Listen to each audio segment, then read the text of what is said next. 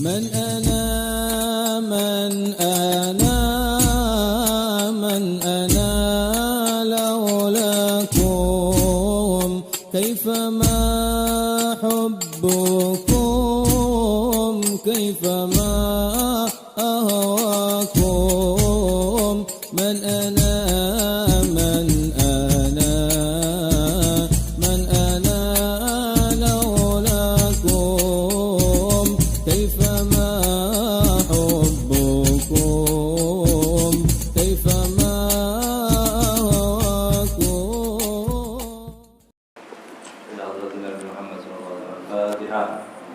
A'udzubillahi minasyaitonirrajim. Bismillahirrahmanirrahim. Alhamdulillahirabbil alamin.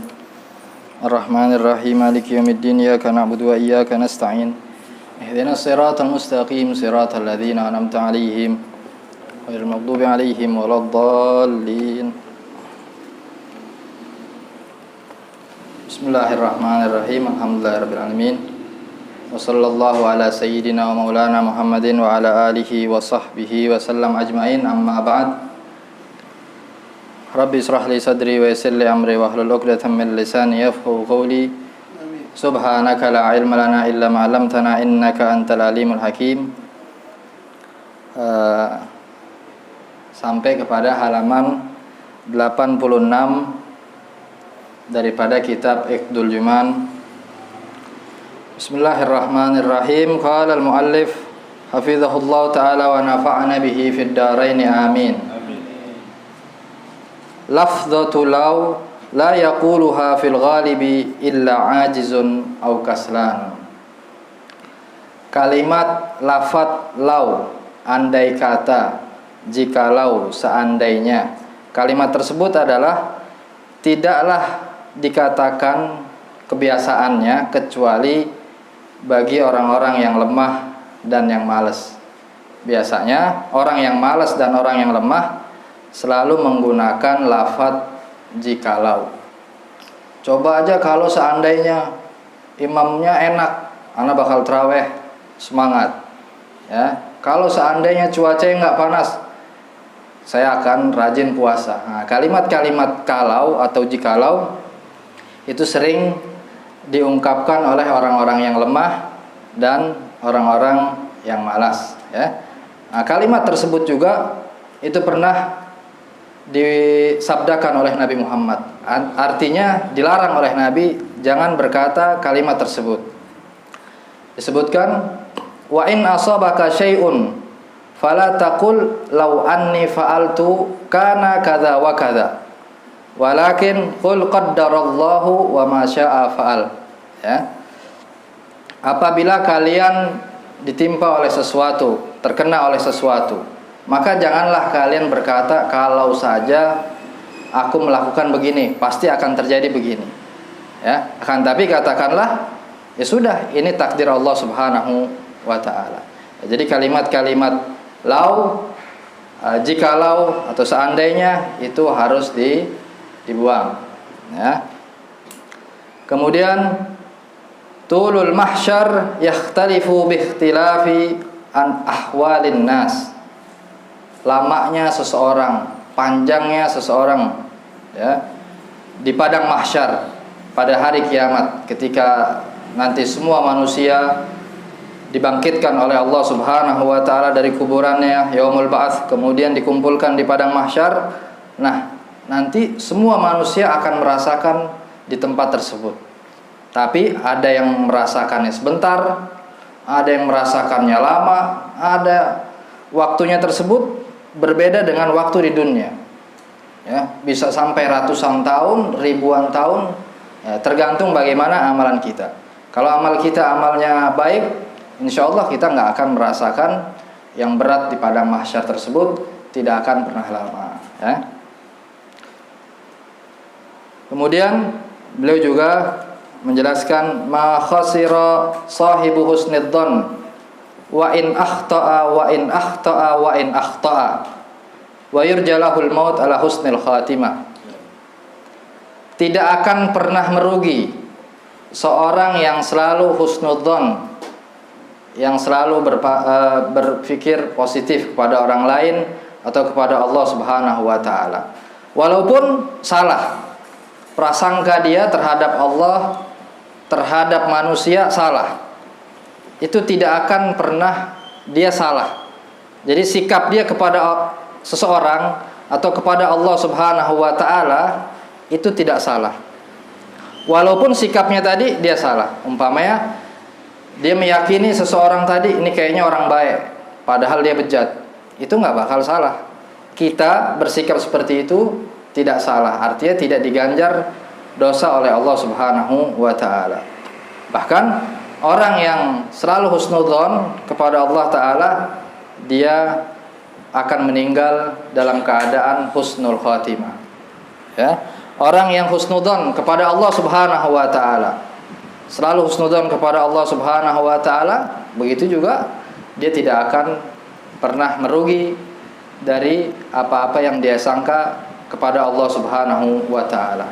Maka Allah juga mengatakan dalam hadis kursinya, ana inda dhanni abdi bi falyadun nabi ma syaa. Aku ini bagaimana prasangka orang terhadapku, maka berprasangkalah sesuka kalian. Kalau kita selalu berprasangka yang baik kepada Allah Subhanahu wa taala, apapun yang terjadi pada kehidupan kita, insya Allah kita akan merasakan hal-hal yang baik, hal-hal yang positif. Tapi kalau kita dikit-dikit suudzon sama Allah Ta'ala, suudzon sama manusia, rugi terus, rugi 2 kali. Ya, kerjaan kita nggak bagus dan kenyataannya juga buruk. Karena suudzon kepada Allah Subhanahu wa Ta'ala.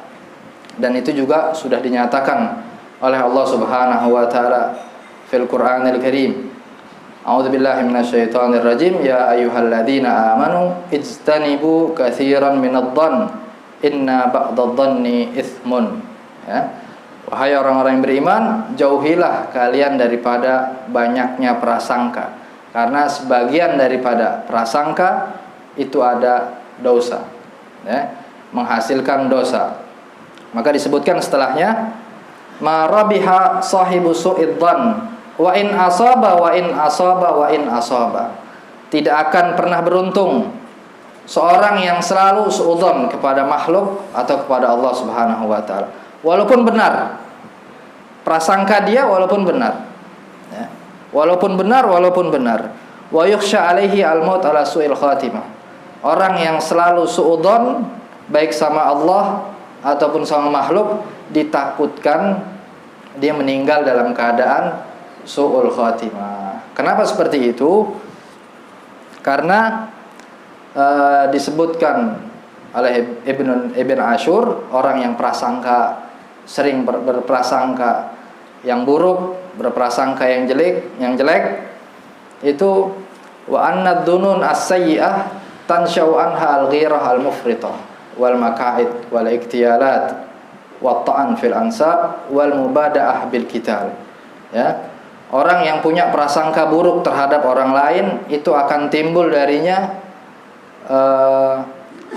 hal-hal yang berlebihan. Berfikirnya dia lebih terhadap orang lain tadi. Dia hanya umpamanya ada seseorang yang bawa botol aja lewat, cuma kita menyangkanya, wah jangan-jangan dia bandar minuman keras, padahal cuma bawa botol doang. Padahal dia ternyata tukang bersihin botol tadi. Ya, akhirnya apa? Prasangka dia karena sering buruk pandangannya dia kepada orang lain, akhirnya menimbulkan tadi, ya, akhirnya menimbulkan hal-hal yang buruk yang berlebihan pada orang lain tersebut. Bahkan bisa menyebabkan apa? Daripada prasangka yang buruk, mencari-cari kesalahan orang-orang yang kita sangka buruk tadi, at-tajassus. Dan juga akan keluar lagi al-ghibah. Kita omongin ke orang lain, kita prasangka buruk sama orang lain. Akhirnya kita pulang sama orang lain, kita kabarkan ke orang-orang, oh si fulan begini-begini. Nah, jadi dari sifat suudzon akan timbul ghibah, akan timbul hasud, akan timbul tajassus, ya, mencari-cari kesalahan orang yang kita anggap buruk tadi. Nah, itu juga akan menjadikan sebab dia putus asa daripada rahmat Allah jika dia berprasangka buruk terhadap Allah Subhanahu wa taala, ya. Jadi tetap kita harus positif pikiran kita, khususnya kepada Allah Subhanahu wa taala, dan harus husnudzon kepada makhluknya Allah Subhanahu wa taala, apalagi muslim. Jangan dikit-dikit dituduh muslim yang tidak sejalan, dituduh radikal dan macam-macam, ya. Kemudian disebutkan juga husnudzon iksirun yuqallibul a'yanu dhahaban. Husnudzon, orang yang berpikir, yang menganggap baik kepada orang lain, menganggap baik kepada Allah Subhanahu wa taala, itu akan menjadikan sesuatu yang biasa menjadi emas. Ya. Akan membuahkan hasil yang bagus, akan menjadikan pahala. Karena apa? Husnudzonnya kita kepada seseorang tadi, atau husnudzonnya kita kepada Allah Subhanahu wa taala. Karena dia akan terus berprasangka hal yang baik. Tapi kalau udah suudzon, udah. Ntar larinya ke ghibah, pasti. Ntar larinya lagi mencari-cari kesalahan, aibnya orang tersebut. Ya. Akhirnya menjadi hasud. Akhirnya menjadi permusuhan. Gara-gara apa? Suudzon tadi. Makanya pentingnya untuk menghilangkan itu semua diperlukan klarifikasi atau tabayun, ya. Atau jangan gampang-gampang menuduh atau mengklaim orang lain. Kemudian juga disebutkan talabu barakatir rizq fi salatid duha. Nah, ini orang yang mau mencari keberkahan rizki. Di mana mencarinya? Salat duha. Dia punya rizki, mau berkah rizkinya, rajin salat duha. Rizkinya seret, juga harus rajin sholat duha juga. Nah, ini salah satu yang sering dinasehatkan, yang keluar daripada mulutnya orang guru-guru kita semua, ya. Baik yang di sini ataupun yang di Hadramut, itu mereka selalu berpesan setiap ngajar, khususnya thalibul ilm, ya, kalau mau rizkinya manfaat, berkah, atau ilmunya manfaat, laduni, jangan pernah tinggalin sholat duha, walaupun 2 rakaat. Ya, sholat duha paling banyak berapa? Berapa rakaat paling banyak? Paling banyak ada yang bilang 8, ada yang bilang 12. Ya, khilaf antara Ibnu Hajar dan Imam Romli. Paling afdalnya terserah. Ya, 4, tengah-tengah dah. Ya. Wa talabu nuril qabri fi qiyamil lail. Orang yang ingin mencari cahaya daripada kuburan kita. Nanti kan di kuburan gelap, tidak ada teman, tidak ada siapa-siapa, melainkan hanya amal kita. Nah, untuk agar kuburan kita itu terang, diterangi oleh Allah Subhanahu wa taala, caranya dengan qiyamul lail, dengan bangun malam. Nah, ini kesempatan bulan Ramadan. Ini bulan kesempatan kita untuk meraih kebaikan-kebaikan yang mungkin kita nggak peduli di selain bulan Ramadan, ya, atau berat selain bulan Ramadan. Tapi bulan Ramadan, subhanallah, kebaikan-kebaikan itu gampang, ya, gampang kita lakukannya. Nah, kalau kuburan kita mau diluaskan oleh Allah Subhanahu wa taala, diberikan cahaya, maka istiqamahlah untuk qiyamul lail, salat tahajud, bangun di tengah malam. Kemudian la yatahassaru ahlul jannah ala syai'in illa ala sa'atin marrat alaihim fid dunya lam yadhkurullaha azza wa jal fiha. Tidak merasa rugi. Tidak merasa rugi siapa? Penduduk surga. Jadi penduduk surga itu tidak pernah merasa rugi terhadap sesuatu, ya, kecuali ada beberapa saat yang pernah dia lalui waktu di dunia, dan di waktu tersebut yang dia lalui dia tidak berzikir kepada Allah Subhanahu wa taala. Jadi orang yang sudah masuk surga ada yang rugi juga. Tapi ruginya karena apa? Andai saja waktu di dunia dulu ada waktu kosong, dia gunakan untuk zikir kepada Allah. Nah, jadi begitu besarnya karunia Allah Subhanahu wa taala dan begitu besarnya orang yang zikir kepada Allah Subhanahu wa taala. Ya.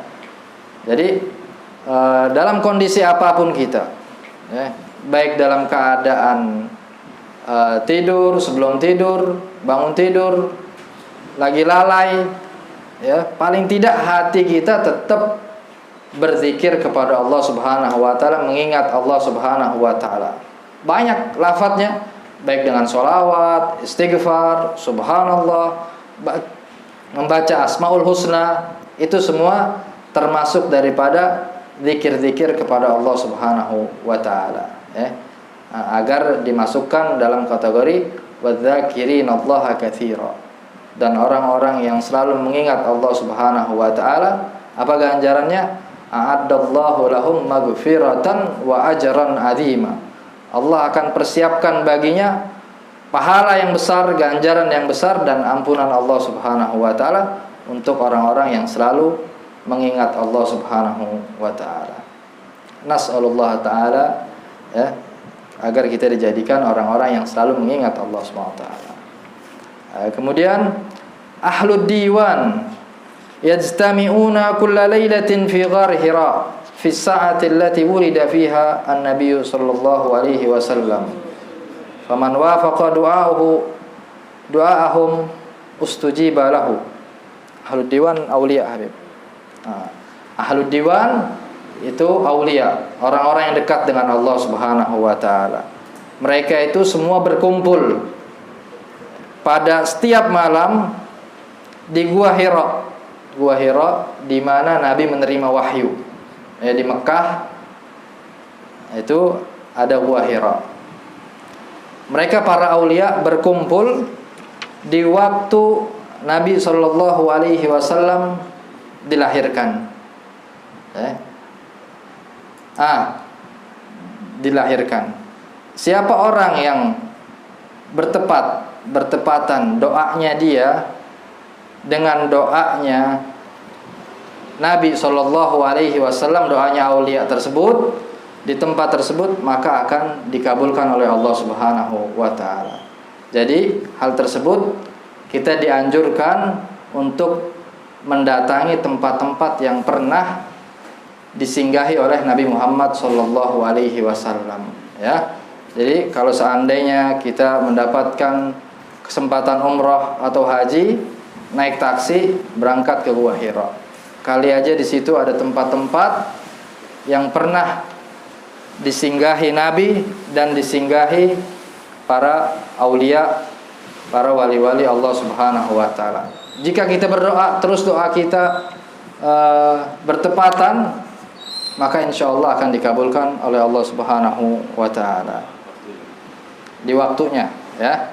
Waktunya, apabila waktu kita pas berdoa tersebut bertepatan dengan waktu Nabi lagi menerima wahyu, aulia lagi kumpul, insyaallah akan dikabulkan oleh Allah Subhanahu wa taala. Summiya Rajab bil asab lima yasubbu fihi minal khairat wal barakat. Ya, bulan Rajab, kenapa bulan Rajab itu disebut punya laqab al-asab? Kenapa? Karena diturunkannya, dicucurkannya kebaikan-kebaikan dan keberkahan dari Allah Subhanahu wa taala. Maka juga disebut Rajab Syahrullah, ya. Karena kebaikan-kebaikan di bulan Rajab itu sangat banyak bercucuran dan juga dikhususkan bulan tersebut untuk istighfar kepada Allah Subhanahu wa taala. Ya, kemudian ar-raja ausa minal khauf wal khauf ahammu minar raja. Ya. Rasa pengharapan kita kepada Allah itu lebih luas daripada rasa takutnya kita, khauf kita kepada Allah Subhanahu wa taala. Ya. Ketika kita berharap, punya harapan yang bagus, yang lebih kepada Allah Subhanahu wa taala. Orang yang baik berharap yang lebih baik kepada Allah Subhanahu wa taala. Orang yang yang bukan ahli ibadah, dia mengharapkan agar dia bisa menjadi ahli ibadah.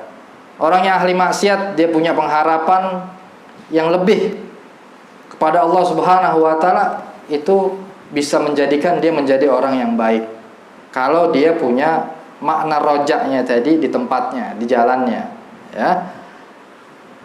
Wal khauf ahammu minar raja. Tapi rasa takut kita kepada Allah lebih penting daripada sifat roja. Makanya yang kita ngaji tiap minggu itu thariqah Sadah Ba'alwi, antara khauf dan raja itu harus seimbang.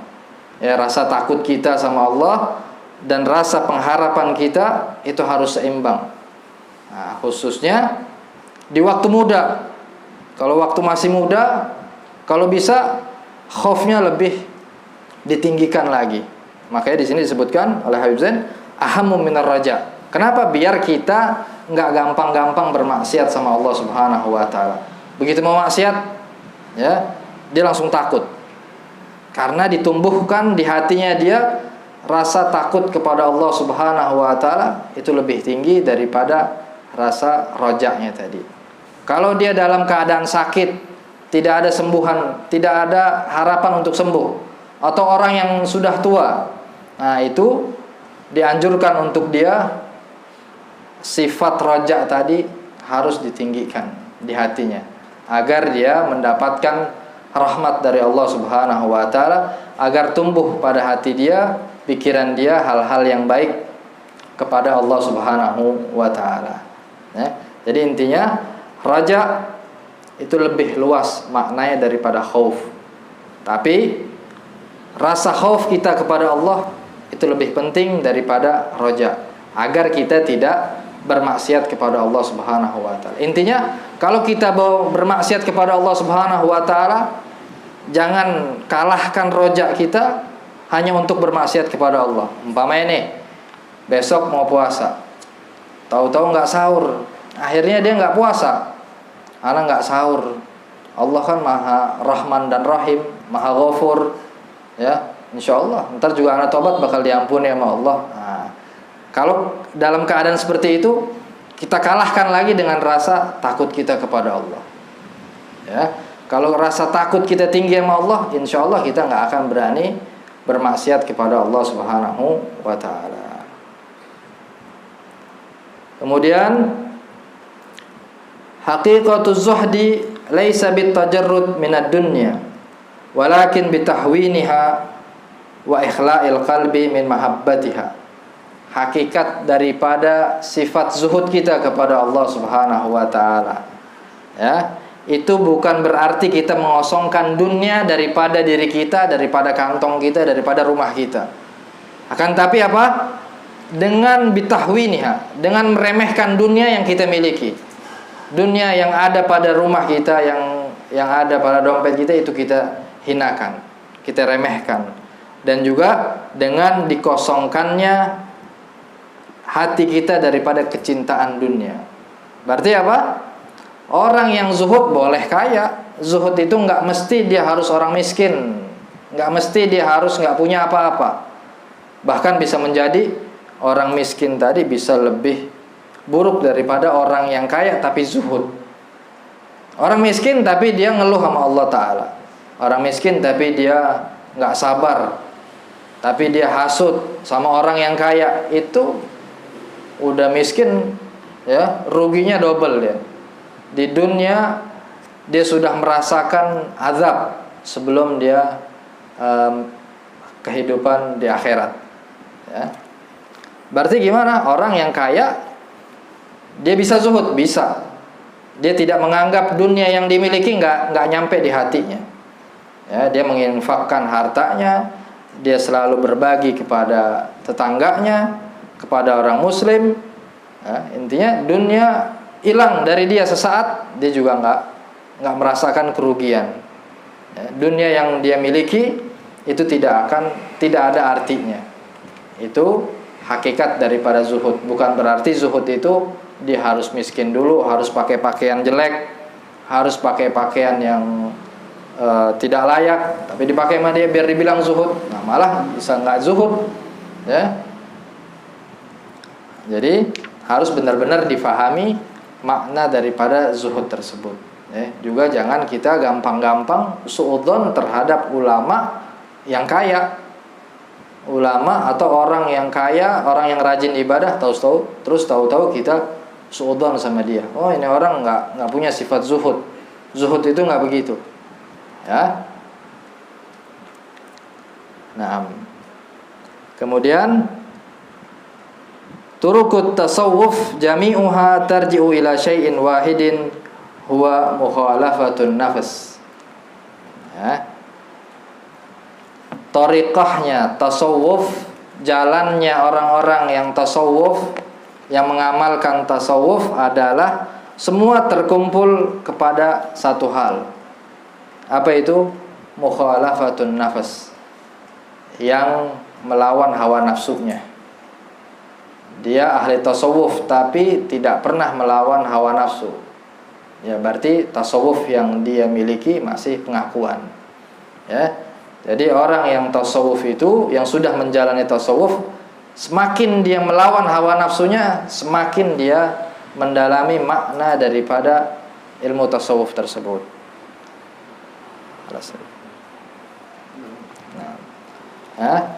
Jadi daripada ilmu tasawuf, kitab yang berjilid-jilid yang begitu banyak, tapi kalau kita tidak mukhalafatun nafas, kita selalu nurutin hawa nafsu terus, ya percuma. Berarti ilmu tasawuf hanya nyampe di pelajaran doang, nggak nyampe diamalkan, tidak sampai kepada hati kita. Ya. Maka kalau kita mau belajar tentang tasawuf yang lebih banyak, selain kita belajar secara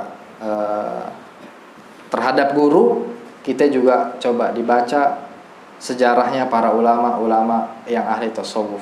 Bagaimana Al-Imamul Ghazali kehidupannya, bagaimana Al-Imamul Haddad, bagaimana Imam Umar bin Abdurrahman Al-Attas menjalani kehidupan beliau sehari-hari dengan dunia yang dia miliki. Ya, pasti mereka semua mempunyai perlawanan hawa nafsunya yang paling pertama. Ya, sampai Al-Faqihul Muqaddam Atsani, beliau nggak pernah tidur. Kalau miring ke kanan dia melihat surga, miring kiri melihat neraka. Gimana dia bisa tenang tidur? Nah, itu karena begitu perjuangan beliau di dalam ilmu tasawuf. Ya, itu udah tinggi karena diamalkan sama dia, sama para aulia.